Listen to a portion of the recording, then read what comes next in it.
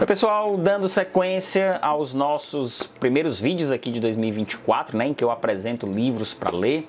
Vocês já acompanharam as HQs que nós vamos ler esse ano, também os livros de não ficção, sempre deixando uma boa atenção aos livros de não ficção, e finalmente os livros de ficção, né, que são a maioria aqui que a gente lê ao longo do ano e, consequentemente, também os mais esperados por vocês. É sempre uma boa forma a gente manter um hábito de leitura sempre constante, a gente conseguir planejar leituras, né? A gente tem um norte ali do que nós vamos ler. Obviamente, com o passar do tempo, passar das semanas, dos meses, um ano tem muito tempo, muitas nuances, a gente pode ir alterando essa lista, pode ir deixando alguns livros que a gente estava com esse ímpeto de ler agora no comecinho do ano, deixando meio de lado e partindo para outras leituras. Mas é sempre bom e eu sempre gosto de ter isso como um guia, apesar de nem sempre cumprir à risca todas essas leituras. Bom, então se você está chegando agora ao canal, já te convido para se inscrever. Eu sou o Darwin aqui do Seleção Literária e te convido para conhecer, além desse vídeo de 12 livros para ler em 2024, também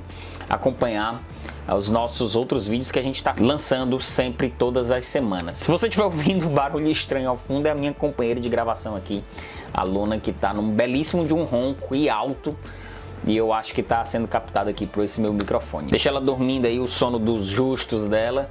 Vamos para a nossa lista de vídeos, bora lá. Abrindo a nossa pilha aqui, nós temos O Senhor das Moscas, um grande clássico da literatura moderna, a gente pode dizer assim, do William Golding, um escritor inglês, que tem esse aqui como a sua obra mais famosa. O Senhor das Moscas se passa durante a Segunda Guerra Mundial, num acidente aéreo, em que um avião cai numa ilha tropical e sobrevivem apenas crianças em idade escolar. E essas crianças precisam de alguma maneira se unirem ali para manter a sua sobrevivência, e a partir daí se desenrola a trama que é infindável do ponto de vista sobre a violência, sobre o medo, sobre as relações de poder, já que essas crianças começam a montar suas próprias relações de poder dentro dessa ilha deserta. O que antes havia inocência, agora existe uma relação muito visceral e muito selvagem. A gente vai acompanhar, estou ansioso. Esse aqui meu irmão mais novo, o Matheus, leu esses dias e ficou ali me incentivando que eu fizesse a leitura também, dizendo que eu tinha que ter um vídeo aqui no canal sobre esse livro. Então tá aqui,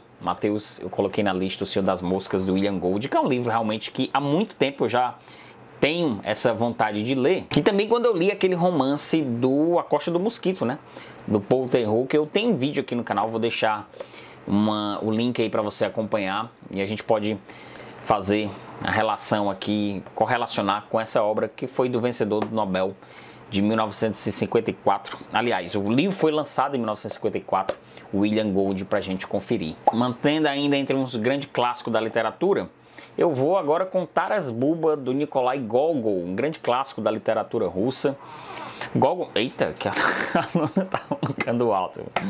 O Gogol é um escritor que nasceu na Ucrânia, né, e ele conta a história do povo cosaco, aqui nesse seu clássico, uma novela das mais importantes já lançadas sobre esse folclore ucraniano, que ele dedicou muito tempo para pesquisar. E aqui narra um momento muito decisivo para o povo ucraniano a partir do século XVI, nas batalhas entre a Ucrânia e a Polônia. Claro, também essa obra abriu uma tradição muito popular na literatura russa de retratar o povo cosaco, tanto Tolstói quanto Isaac Babel, o próprio Pushkin também. Ou seja, essa obra de 1835 deixou um legado muito profundo para a literatura universal e está aqui na nossa lista para a gente ler nesse ano de 2024. Ainda se mantendo aqui nos clássicos, eu vou finalmente ler esta obra aqui, que tanto vocês falam, 100 Anos de Solidão, do escritor colombiano e vencedor também do Nobel, contemporâneo também do William Golding, o Gabriel Garcia Marques, com esse seu livro aqui de 1967, que foi um grande sucesso.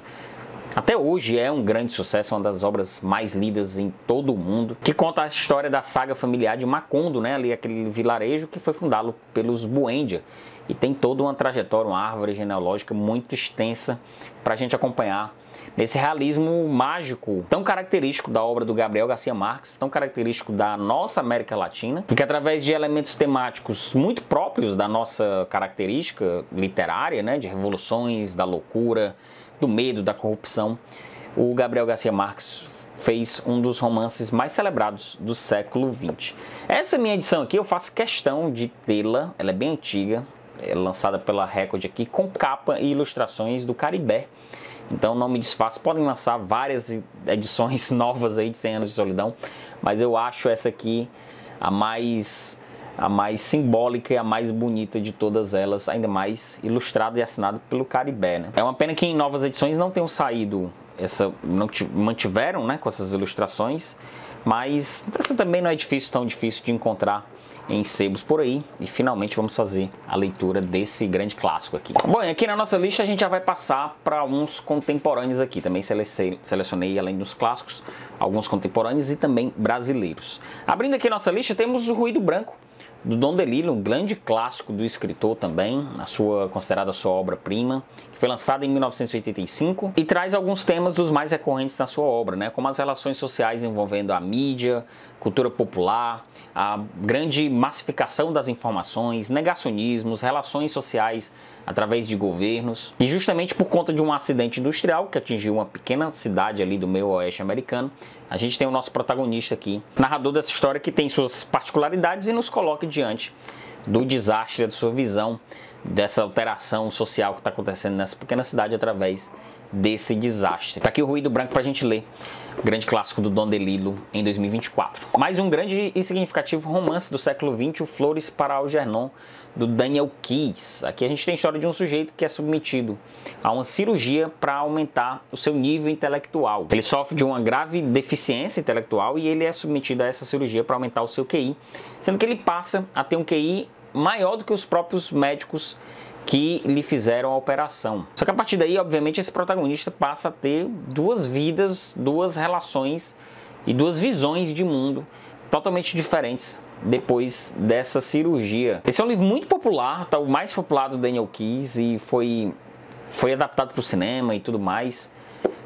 Teve muita repercussão, até hoje tem muita repercussão esse livro aqui, o Flores para Algernon, e finalmente eu separei para ler aqui e para a gente discutir no canal também nesse ano. Tem aqui o teaser do Arnold Grunberg. O Arnold Grunberg é um dos mais importantes escritores holandeses da atualidade, europeus, né, sem dúvidas.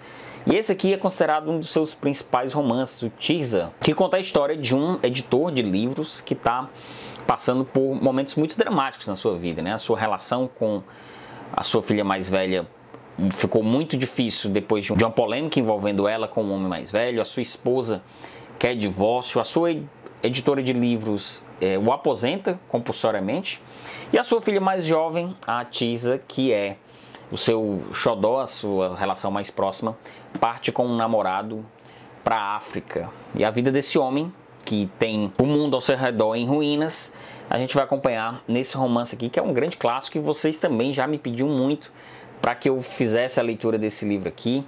Esse é um queridinho, assim, que foi lançado pela Rádio Londres, a extinta editora Rádio Londres, que sumiu do mapa, mas ainda deixou o legado aqui da publicação desse romance, muito celebrado na Europa e também aqui no Brasil. Livro essencial do Arnold Grunberg para a gente acompanhar. E eu também separei o segundo volume da trilogia O Problema dos Três Corpos. Aqui é A Floresta Sombria, do escritor chinês Cixin Liu. Falei do Problema dos Três Corpos, o primeiro volume, um pouquinho agora no final do ano passado. Gostei muito, a ficção científica muito capciosa, muito detalhada sobre uma invasão alienígena à Terra. O tema pode até ser muito clichê, né, dessas invasões alienígenas, mas o Cixin Liu faz uma narrativa bem montada porque ele pega elementos de narrativa policial, de suspense. Ele traz um segundo elemento de um jogo virtual aqui, em realidade virtual. Então ele vai jogando aqui um tempero muito interessante para a gente acompanhar esse segundo volume. A ideia, se tudo der certo, é eu ler o terceiro volume também, que já foi publicado aqui no Brasil, e aí a gente encerrar e fazer um vídeo só sobre os 3 livros. Eu espero que esse ano dê certo, porque eles são grandes, esses segundo volumes. O primeiro tem 300 e tantas páginas, esse aqui já vai para 500, quase 500 páginas. Então tá separadíssimo aqui pra gente dar continuidade à nossa trilogia. E aí eu separei 5 livros brasileiros, vou abrir a lista aqui dos brasileiros, com 2 clássicos e 3 contemporâneos, pra gente dedicar para a literatura brasileira. O primeiro deles é nada mais nada menos que O Grande Sertão Veredas, do João Guimarães Rosa.